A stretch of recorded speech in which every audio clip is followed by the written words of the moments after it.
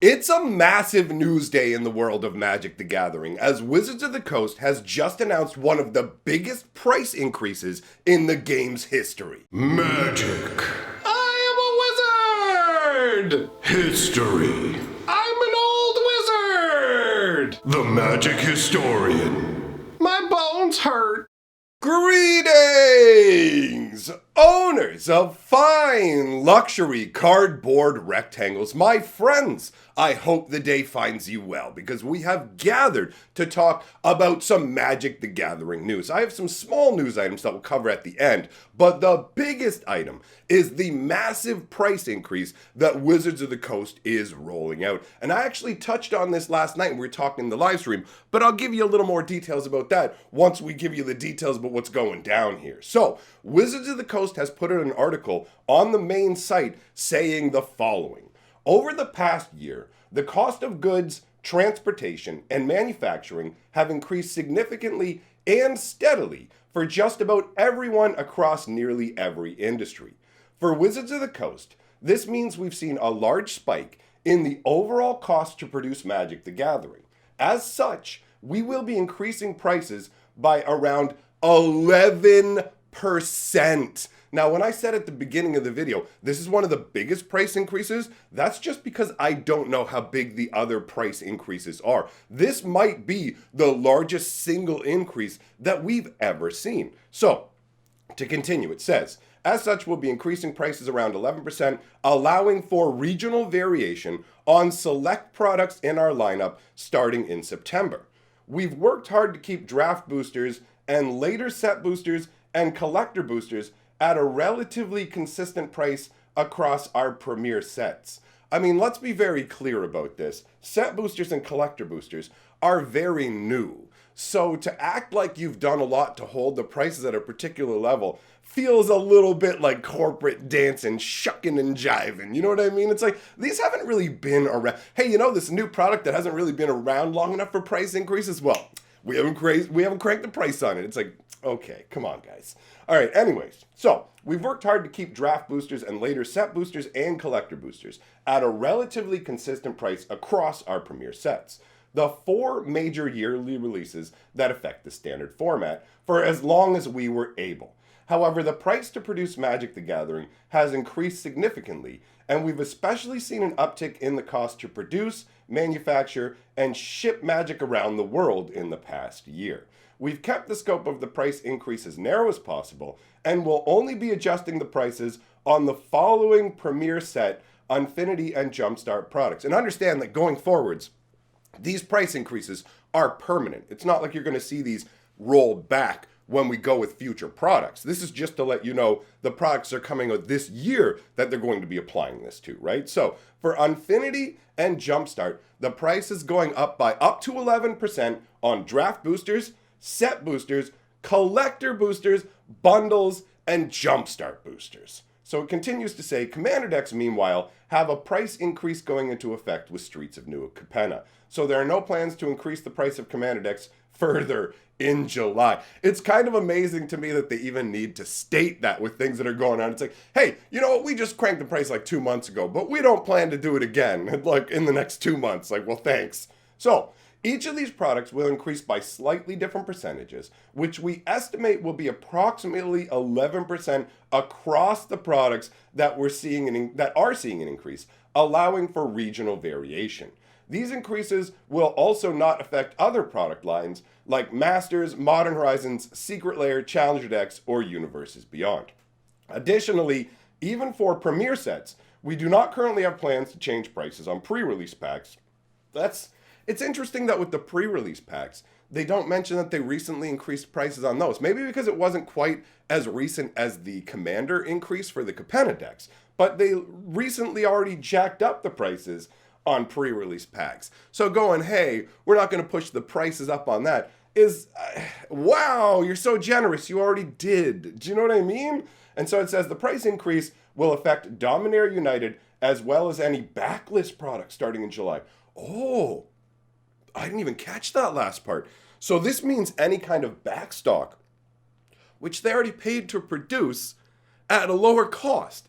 is going to have its price pushed up too. You gotta love Wizards of the Coast. Like I said, I predicted this last night in my stream, actually. I said, we're going to have a price increase coming soon because of what's going on in the world. And I bet you anything, Wizards of the Coast is going to take the opportunity to pad a little extra in for them. And that's genuinely what I believe is going on here, right? Normally, when you have these sort of price increases in terms of the products that are used to make something, the company will always pass those costs along to the consumer if they can, right? And that's what Wizards of the Coast is doing here for its like lower priced products. And it's kind of nutty to me that set boosters and collector boosters are being lumped in when set boosters were already priced 20% higher than draft boosters, already have what, like 30% fewer cards, or so maybe it's only 20% fewer cards. But either way, they have fewer cards, cost a lot more, so all that's already factored in there. And collector boosters are already this super premium, expensive thing. So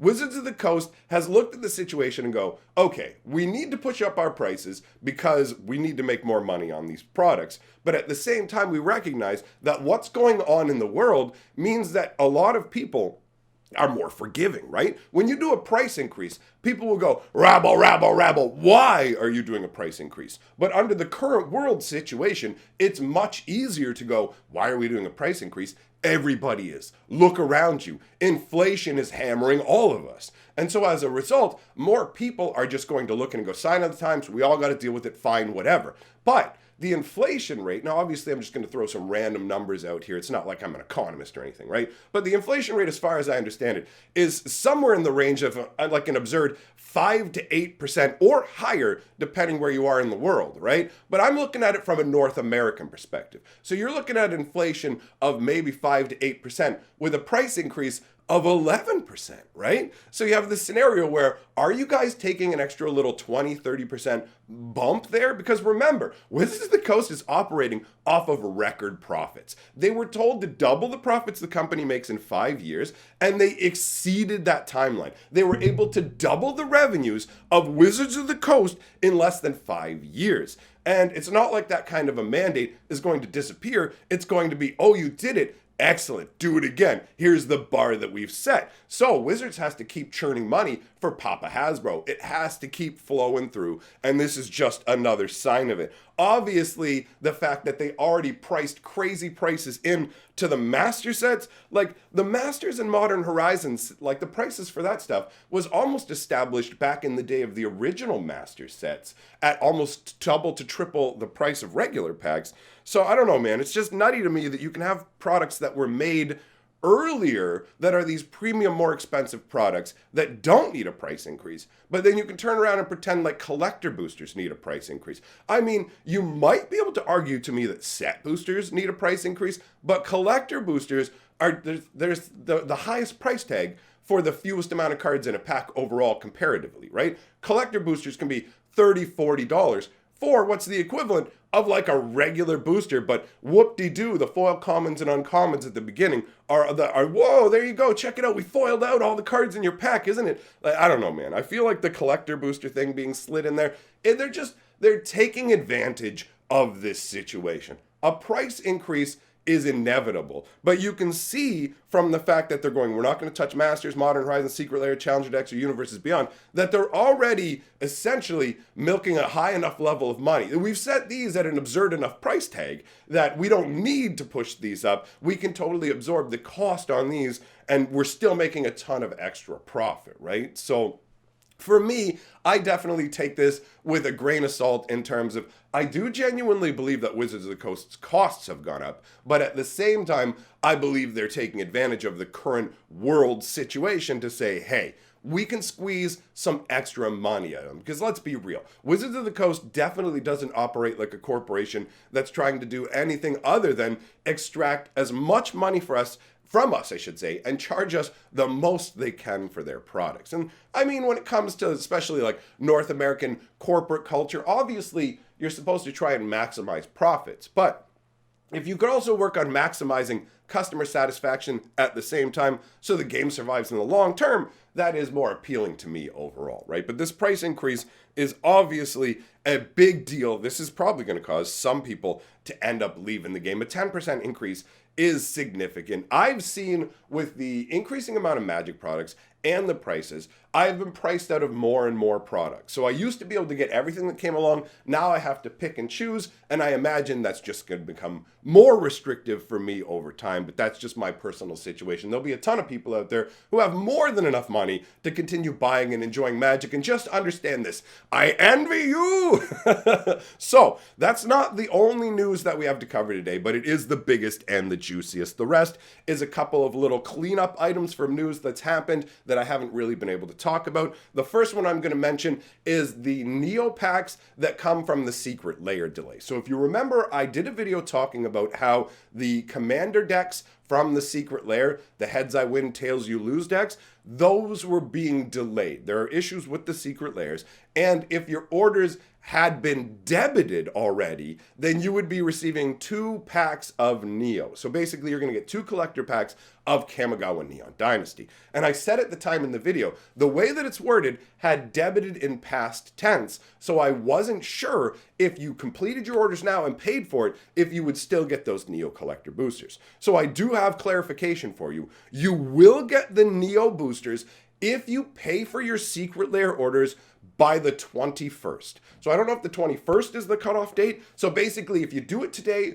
or tomorrow, based on the day this video is released, then you will still be able to get the 2 free collector boosters if you pay for your order, right? But if you wait till after the 21st, then you're hosed in that regard. So you might want to move on it quick if you're in that boat. I had people asking me about that, so I tossed that in here. Another thing that was brought up to me was the spin-off of Wizards of the Coast, the whole, what was it, Alta Fox was the name of the company that was trying, or the organization of investors that was trying to get Wizards of the Coast to do a spin-off and basically remove Wizards of the Coast from Hasbro and have it become its own separate company that will just generate all this profit. The idea behind it being that Wizards of the Coast is Hasbro's biggest moneymaker, and it should be separated. And that's basically being done by shareholders who want to milk as much money as they can off of Wizards, but then they butt up against the regular Hasbro shareholders who go, wait a minute, if you take Wizards of the Coast out of Hasbro, all of a sudden, my Hasbro shares aren't going to be worth nearly as much. Hasbro's not going to be pumping nearly as hard.